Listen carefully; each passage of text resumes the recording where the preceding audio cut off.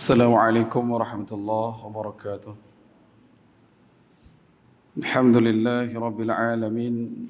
Wassalatu wassalamu ala asyrafil anbiya'i wal mursalin wa imamal muttaqin wa ala alihi wa ahli baitihi wa sahbihi ajma'in. Ashhadu wa nashhadu an la ilaha illallah wa ashhadu wa nashhadu anna Muhammadan abduhu wa rasuluh.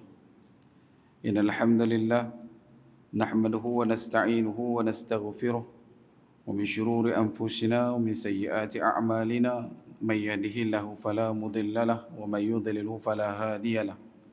Subhanaka la ilma lana illa ma 'allamtana innaka antal alimul hakim. Wa tub 'alaina ya maulana innaka antat tawwabur rahim. Rabbi shrah li sadri wa yassir li amri wa hlul 'uqdatam min lisani yafqahu qawli. Amma ba'd. Alhamdulillah, pertama-tamanya dan selama-lamanya kita rafa'kan syukur kehadrat Allah Subhanahu wa taala dengan faham, sedar dan segar bahawasanya Allah jualah yang menciptakan langit dan bumi serta apa yang ada di antara keduanya dengan kekuasaan mutlak milik Allah dan ketunggalan Allah Subhanahu wa taala. Seterusnya salawat serta salam ke atas junjungan besar baginda Nabi sallallahu alaihi wasallam, manusia yang menjadi asbab musabab paling utama dan mulia sehingga kita diberikan kebaikan, diimpunkan dalam ketaatan, diberikan pinjaman Islam dan iman sampai ke malam ini. Justru kita bermohon kehadrat Allah Subhanahu wa taala, moga-moga pertemuan kita dilimpahkan dengan keberkatan, perpisahan kita kelak akan dikurniakan kerahmatan. Kita mohon juga kehadrat Allah Subhanahu wa taala, moga-moga beradanya kita dalam rumah Allah Subhanahu wa taala, berada dengan keadaan kita berniat i'tikaf, dan kita mohon moga-moga pertemuan kita dalam majlis ini dicatat-catat di sisi Allah sebagai taman-taman syurga insya-Allah, amin. Dan seterusnya perbanyakkan selawat.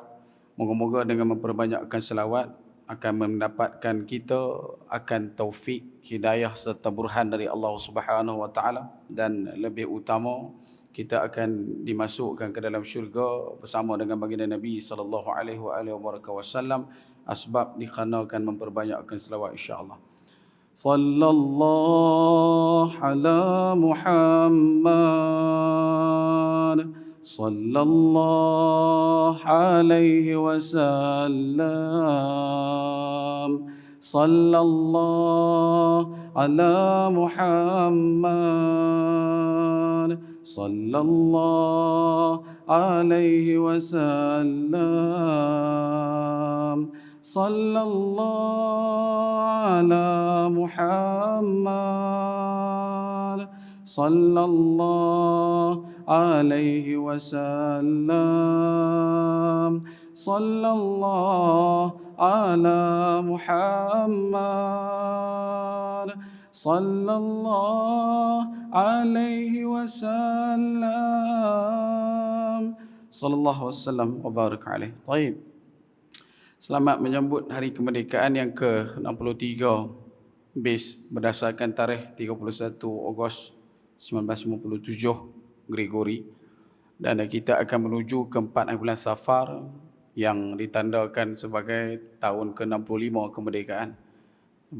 Malaysia merdeka pada tarikh 4 bulan Safar 1377. 31 Ogos memang ingatlah. Pi Kedah balik hari pun dia tahu itu adalah tarikh merdeka. Kalau tanya bab tarikh hijrah, bukan tekat tobat, lahum pula kat belakang dia kata aku tak tahu. 4 bulan Safar tuan-tuan, 4 bulan 2 1377 Hijriah. So bulan depan 4 bulan 4 bulan Safar bulan depan kita dah masuk yang ke-65 tahun dah. Boleh ambil dah pencin, tak ada masalah apa. Taib. Tuan-tuan sekalian hadirin muslimin mukminin rahimakumullah sekalian. Sikit bab merdeka.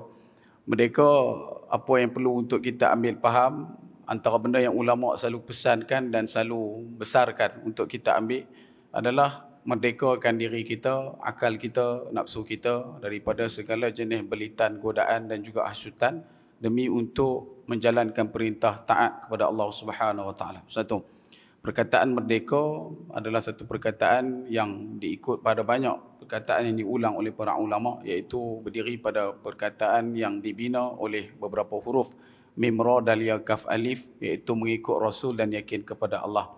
Dalam tafsiran istilah yang lain, perkataan merdeka diambil daripada perkataan mahardika daripada bahasa Sanskrit yang merujuk kepada kekayaan, kekuasaan dan juga satu benda yang disebutkan sebagai benda yang kedaulatan, benda yang menunjukkan satu benda kekuasaan besar.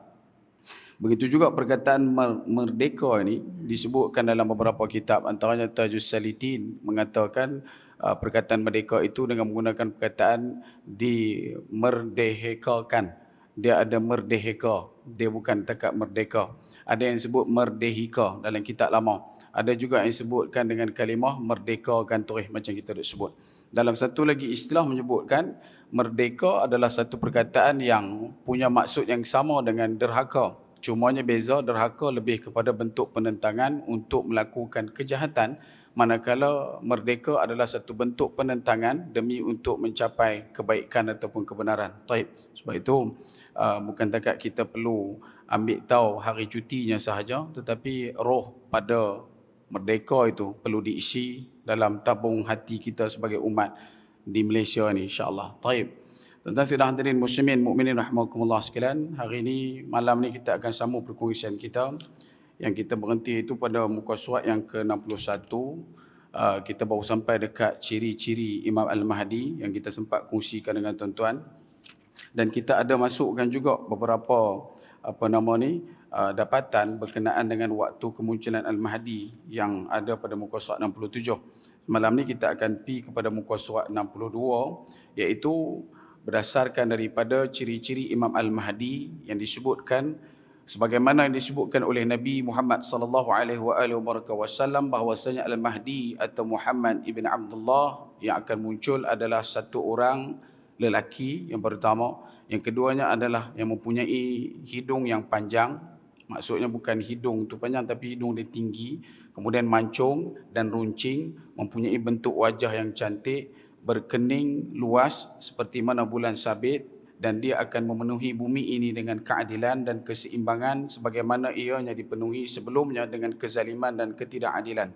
Dia menguasai dalam usahanya, iaitu ketika mana bumi ini akan ditadbir dalam usia selama 7 tahun atau 8 tahun atau 9 tahun. Manusia akan hidup di zaman pemerintahannya setelah turunnya Isa Al-Masih alaihissalam dalam kedamaian dan kenikmatan yang belum pernah mereka rasakan sebelum itu. Allah Subhanahu wa taala akan mengislahkan, mempersiapkan dalam masa satu malam serta akan menguatkannya dengan pertolongan Allah Subhanahu wa taala jua. Taib. Dalam ciri-ciri yang disebutkan secara ringkas adalah perkara-perkara yang dikutip dan diambil daripada beberapa jumlah hadis Nabi SAW tentang keterangan kemunculan Imam Al-Mahdi. Antara benda yang kita sebutkan itu, nombor satu, Imam Al-Mahdi adalah satu orang lelaki, perempuan tak ada. Yang kedua disebutkan juga cirinya yang khusus, dia lahir di Madinah. Kalau ada IC07, IC02, tak usah duk nganga, tak usah duk tebiang mengaku.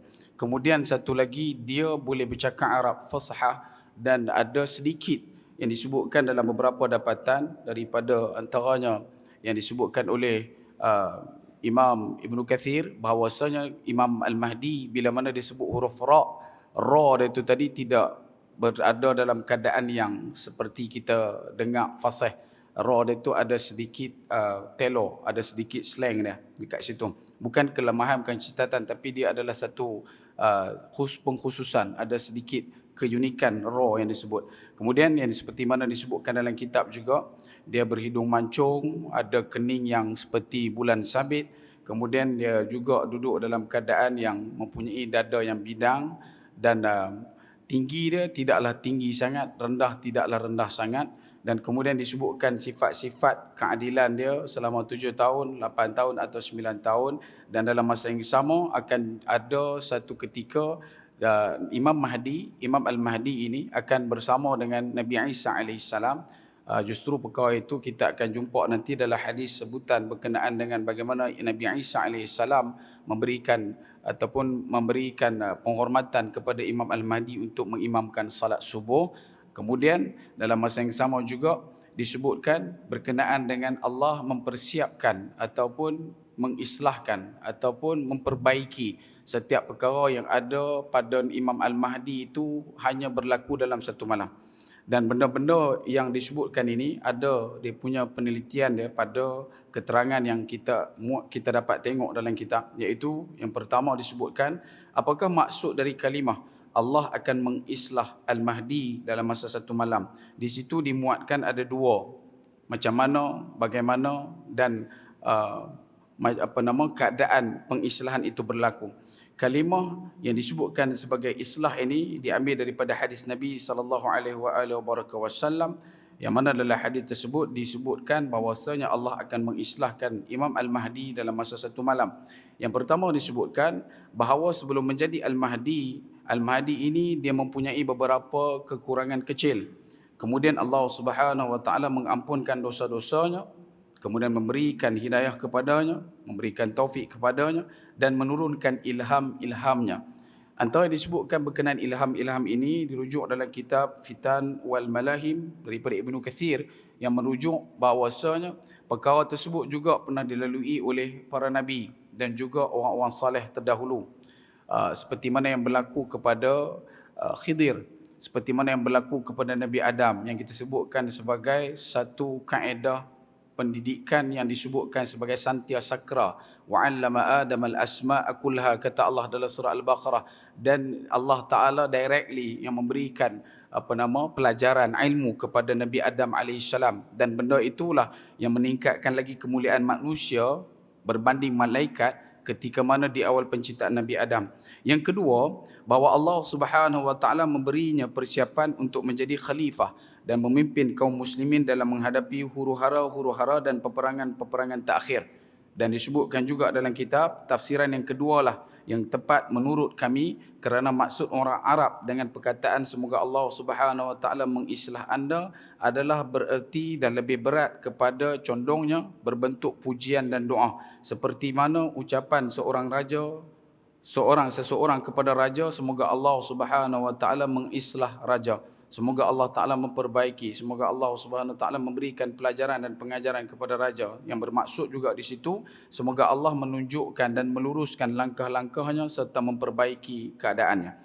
Dan disebutkan juga di bawah itu, di muka surat 63, berikut ini kami akan mengetengahkan hadis Nabi SAW yang menerangkan kepada kita tentang sifat-sifat Al-Mahdi dengan mencukupkan hadis-hadis yang sesuai dengan tujuan kita serta hadis-hadis yang sudah kita verify, setelah pun kita verifikasi, kita dah sahihkan. Iaitu yang pertama, hadis Hasan diriwayatkan oleh Abu Daud dan Hakim dari Abu Sa'id Al-Khudri, yang disebutkan oleh Ibnu Qayyim juga Al-Jauziyah dalam kitabnya Al-Manar Al-Munif, mengatakan hadis ini adalah hadis yang mempunyai sanad yang baik, dan hadis ini juga dihasankan oleh Albani dalam kitab Takhrijul Mishkat dan juga Sahihul Jami'.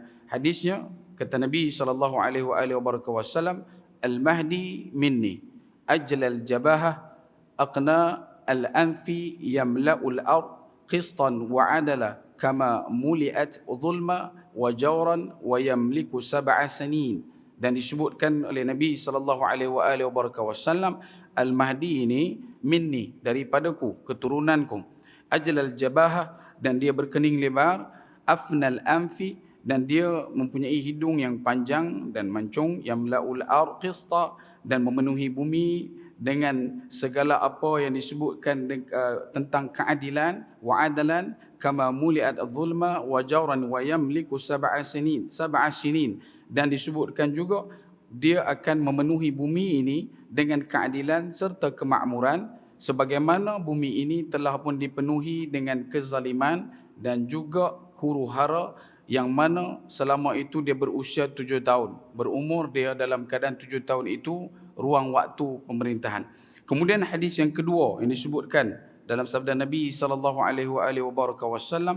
la tumla'anna al-ard jawran wa zulman fa idza muli'at jawran wa zulman yab'athu Allah rajulan minni ismuhu ismi wa ismu abihi ismu abi fayamla'uha 'adalan wa qista kama muli'at jawran wa zulman fala tamna'u as-sama'u syai'a min qatriha walal ard min nabatiha yamkuthu sab'an aw thamaniyan fa in akthara fa tis'an. Sesungguhnya bumi ini akan dipenuhi oleh kezaliman dan kehuru-haraan, ketidaksemena-menaan, Dan apabila kezaliman dan huru-hara itu telah penuh, maka Allah Subhanahu wa taala akan mengutuskan seorang lelaki yang berasal dari keturunanku. Namanya seperti mana namaku dan nama bapanya adalah seperti mana nama bapa aku, Muhammad bin Abdullah. Maka dia akan memenuhi bumi ini dengan keadilan dan kemakmuran sebagaimana ia, iaitu bumi, telah dipenuhi sebelum ini dengan kezaliman dan kehuru-haraan di waktu tersebut.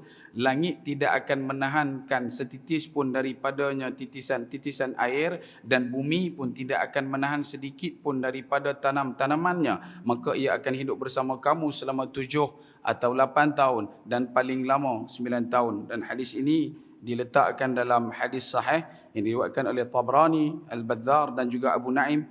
Imam As-Sayuti menunjukkan akan kesahihannya dalam kitab Al-Jami' karangan Imam Sayuti, dan juga disahihkan oleh Albani dalam kitabnya Al-Silsilah As-Sahihah. Taib. Hadis yang ketiga, ada 5 semua. Al-Mahdi minna ahlal bait yuslihuhu Allah fi lailah. Kata Nabi SAW, Al-Mahdi itu berasal dari keturunanku, ahli bait, yang akan diislah oleh Allah Subhanahu wa taala dalam satu malam. Dan disebutkan juga berkenaan islah tadi pada awal keterangan yang kita telah kongsikan dengan tuan-tuan. 2 dekat situ. 1, diberikan keampunan padanya dan diperbetulkan kesalahan dan kesilapannya. Dan yang kedua, didoakan ataupun diberikan pujian oleh Allah Subhanahu wa taala kepadanya dengan kaedah dia diberikan petunjuk untuk menjadi khalifah di muka bumi.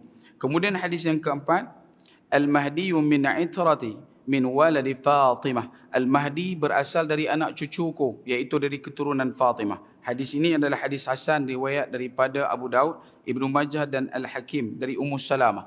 Imam Sayuti menyatakan bahawasanya hadis ini adalah hadis yang dikatakan sahih kerana dimuatkan dalam kitab Al-Jami' karangan Imam Sayuti.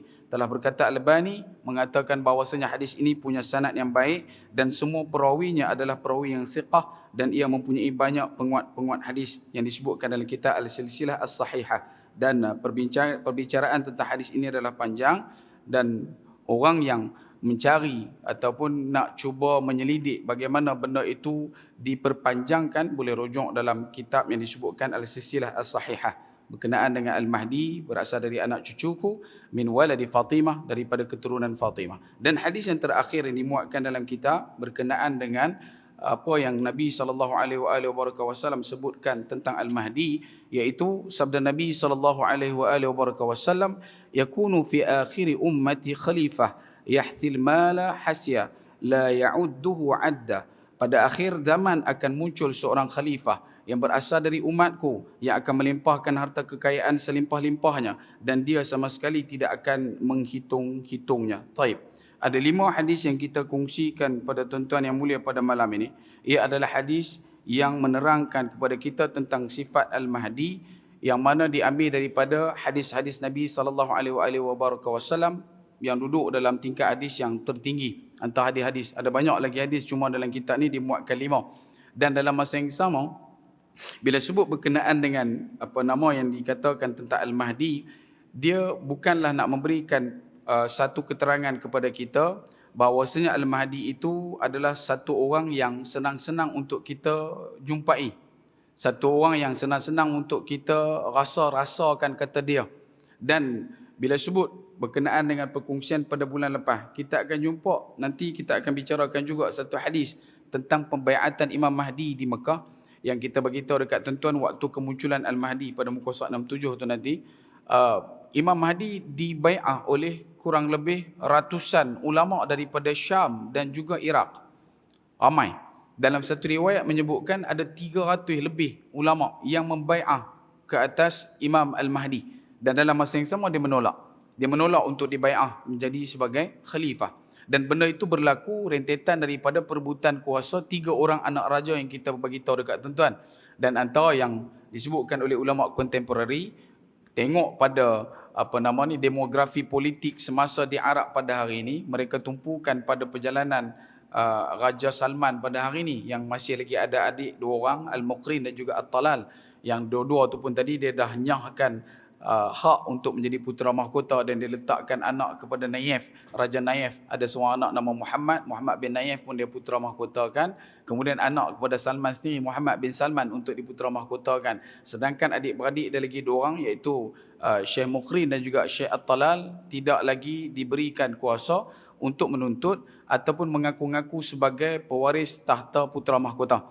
Dan berkemungkinan pada waktu tersebut akan berlakunya pertembungan ataupun perebutan kuasa daripada mungkin jalur daripada Mukhrin ataupun Talal ataupun mungkin juga daripada keturunan Salman sendiri iaitu Muhammad yang ada pada hari ini. Cumanya kita bukanlah dengan menyatakan sifat sedemikian memberi khabar kepada kita itu adalah penentu bahawasanya akan berlaku perebutan kuasa. Wallahu taala alam. Mungkin lepas pada ni, mungkin lepas daripada anak-anak Salman, mungkin juga zaman cucunya, mungkin zaman cicitnya. Cuma ketika mana Al-Mahdi dibai'ah pada masa tu, dalam masa yang sama ada perebutan kuasa. Kemudian kita bawakan juga pada tuan-tuan berkenaan dengan cuaca dan juga kondisi geografi di Mekah Madinah pada masa tu.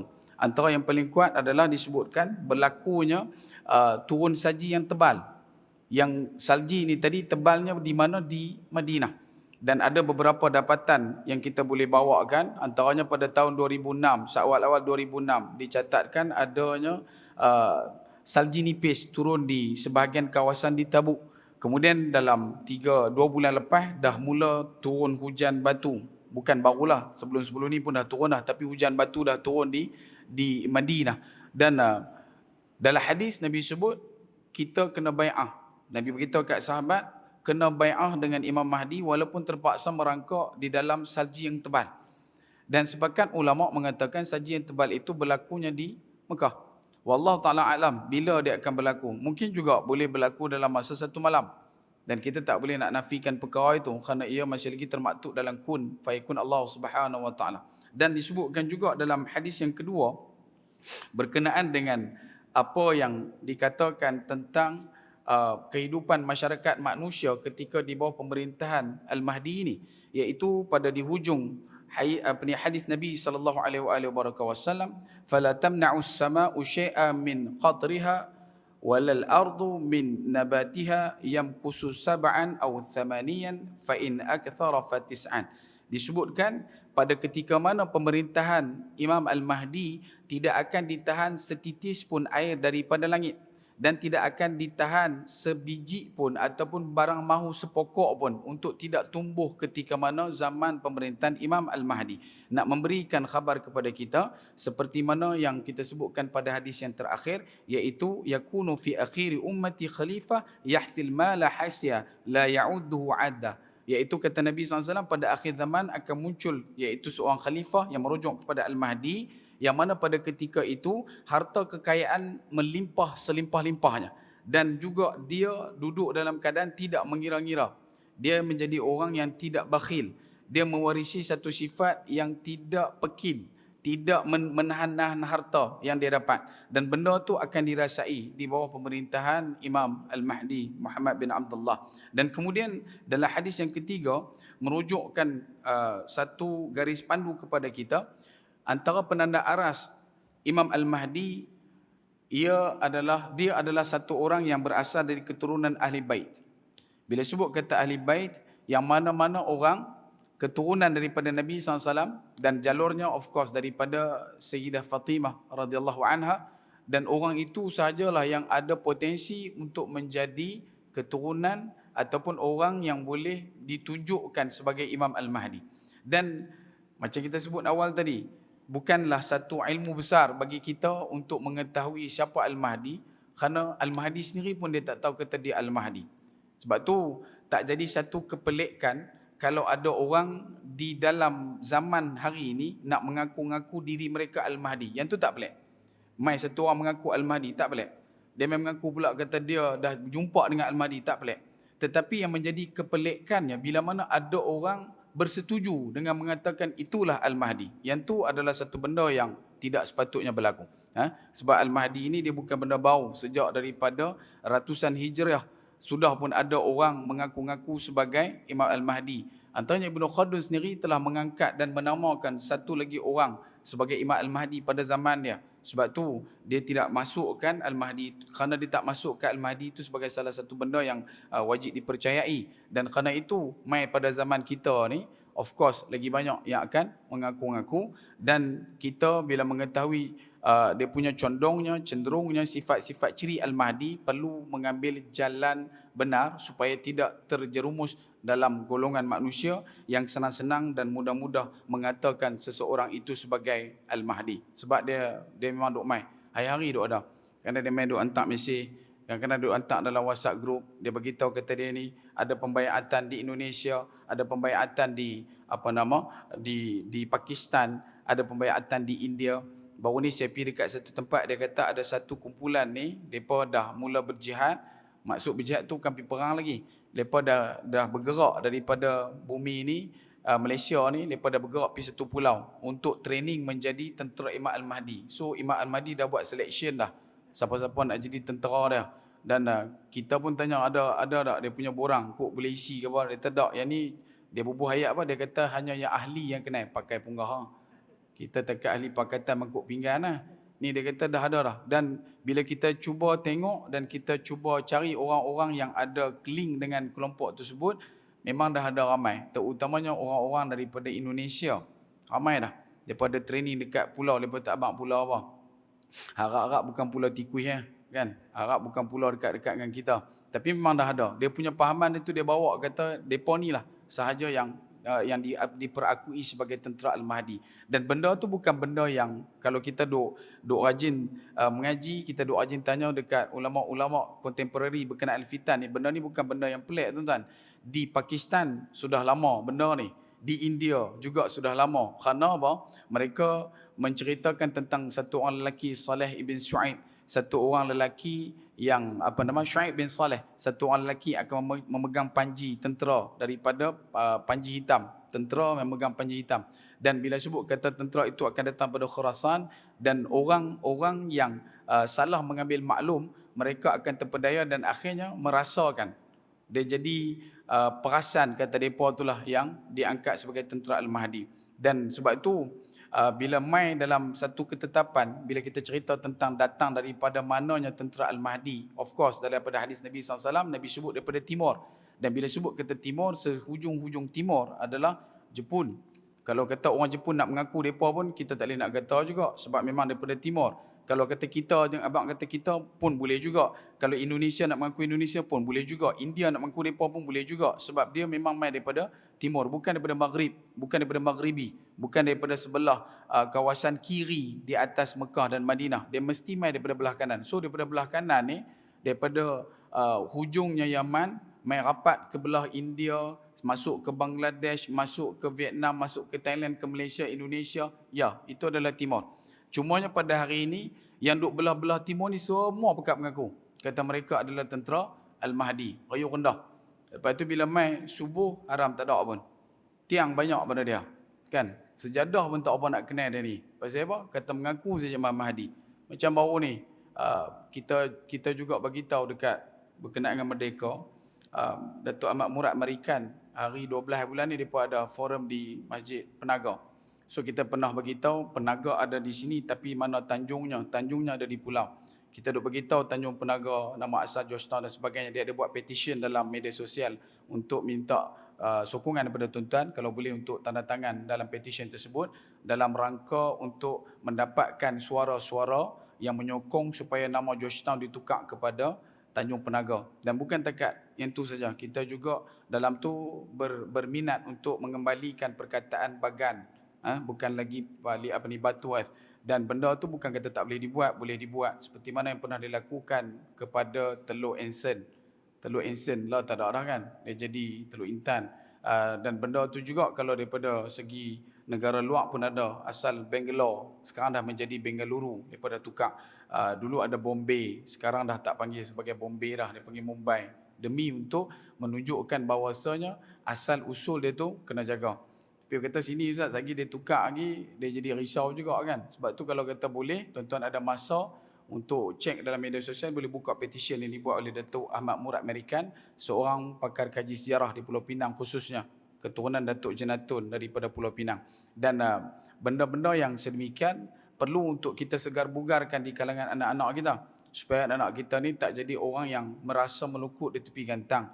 Dan dalam masa yang sama, pimpinan-pimpinan tertinggi dalam negeri juga perlu mengambil peranan bagaimana untuk membantu dan menyedarkan masyarakat umat supaya boleh mengetahui sejarah sebenar dalam kehidupan masyarakat di Pulau Pinang khususnya.